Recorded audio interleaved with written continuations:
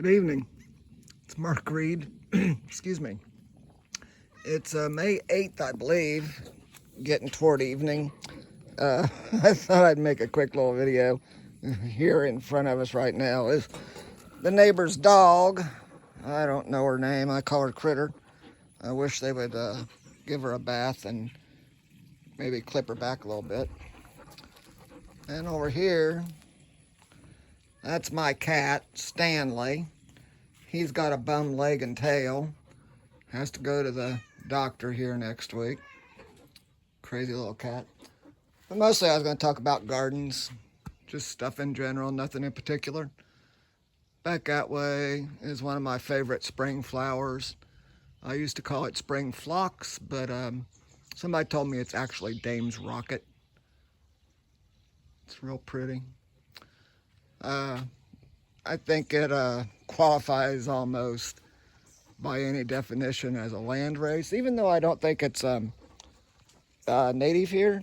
It's been around a long time, and I collected this up years ago from across, I don't know, 5 or 6 counties in 2 states.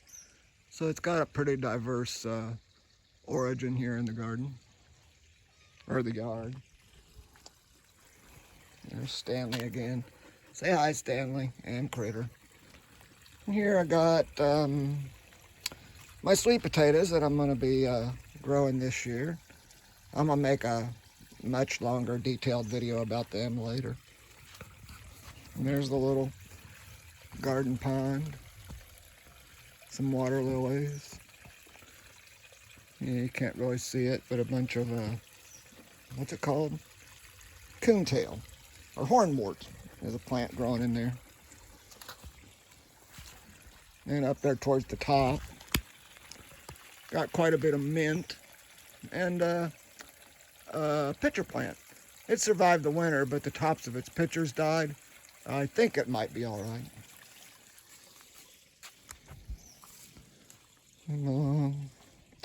Another what might be landrace is the wild columbine. There's a much bigger patch of it around back, and I think it crossed with a tame kind called McCanus Giant. And then there's one down there. I hope it doesn't cross, because I don't like those flowers that stick up in the air like that. But I didn't plant it, so I'll leave it alone. Coming on over towards the garden. There's some more of the Dame's Rocket way down there. There's a lot of light colors in it this year, and that's quite rare. Surprised to see so much of it. Little herb garden here going on. An errant Dame's Rocket plant that needs to go because I'm going to plant a whole lot of onions in here pretty soon.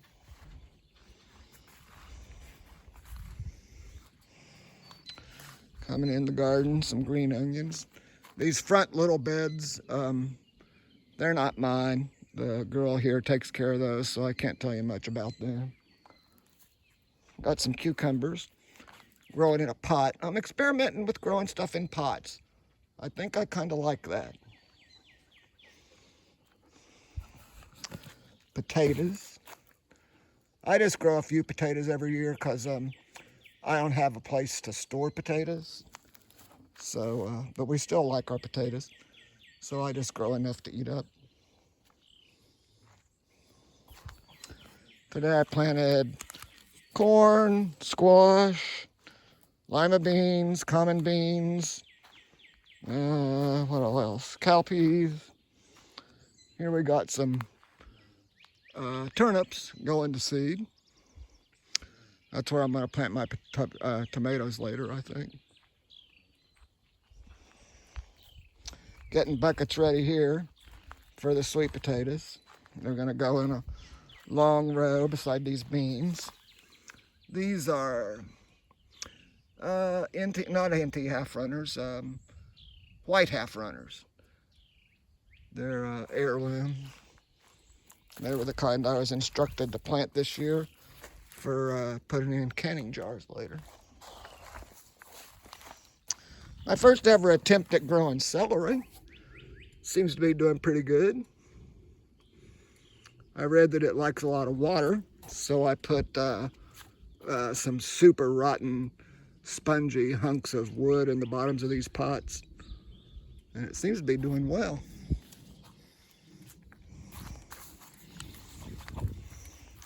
I don't think this is how you're supposed to grow garlic.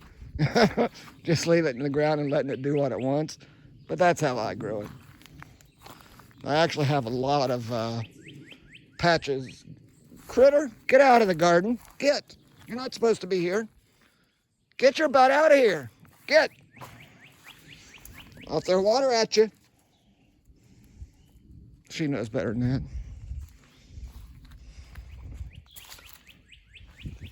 But anyway, I'm thinking of banishing the garlic from the garden because I have wild patches of it all over the place outside of the garden. Here's where I'm getting ready to mix up my dirt for my sweet potatoes. I'm going to grow them in these pots.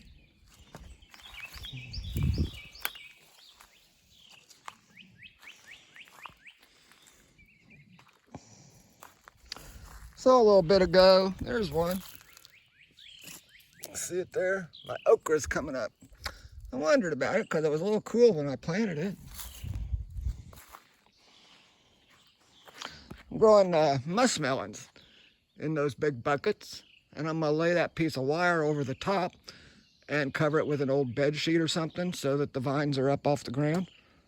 Hopefully that'll keep them away from voles and whatever else. And there's Critter again. Critter, beat it! Here's some onions. Years ago I mixed up my onions, and I'm happy with them, but the ones with larger bulbs have kind of gone away over the years, so I'm putting some new ones in. I planted these from seed last, I don't know, maybe September, and these are the ones that survived through the winter. So I'm going to get their seeds and mix them with my other seeds and maybe restore a bit of that bulbiness. Some peas. Years ago I planted a whole bunch of different kinds of peas real early in the spring, actually late in the winter. And they all came up and looked good, but then it froze hard and just a few vines survived. And these are where those came from. And happily, they're a real sweet, crunchy pea. I don't know what kind they are. Got them in various stages of planting. Those in this bucket, I wondered how this would turn out because last fall, I squished all of the tomato vines into this tub. It took some stomping to get them in there. And then this spring, I just put a little bit of dirt on top and planted these peas. So peas growing in tomato vines. Seems to be doing fine. This is some common bush beans and squashes here.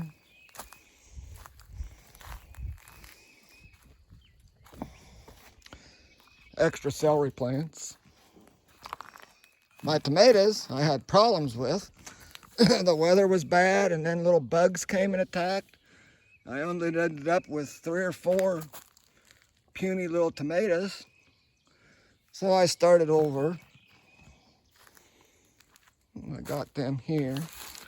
These in this first bucket are F2s of Plum Regal and Super Sauce. Super Sauce was advertised as being seedless, but it wasn't. Then I got F2 of Hot Streak and Old Standby Utah Heart. Don't know what this is. Oh, that's one that I'm real excited about. That's Hoosier Rose times Williams, I call it. A friend in Montana who's well studied and skilled on making crosses crossed one of mine with some of his. And they did well last year in the F1. So I'm excited to see what they do this year. That's Hoosier Rose. And there it's just a standby. Yellow Brandywine, it's okay. I'm growing it mostly because it's potato leaf. And then Mr. Stripey times Williams. Another one that the F1 last year was really nice. So I'm looking forward to seeing what those turn into. Anyway, and this is what I call best ever little red pimp, or little red cherry. You can see some of down there coming up. I just direct seeded them. And these are little yellow cherry. Actually, these are more pea-sized, but they're delicious. Little patch of broccoli that the girl bought and I stuck in here for her. And then up here is my wild black-eyed Susans and dock patch. I need a path through here, but I just hate to trump them down or cut them down to make it. Anyway, just a quick little, not very professional, not very well done, but what you see is what you get video. Bye.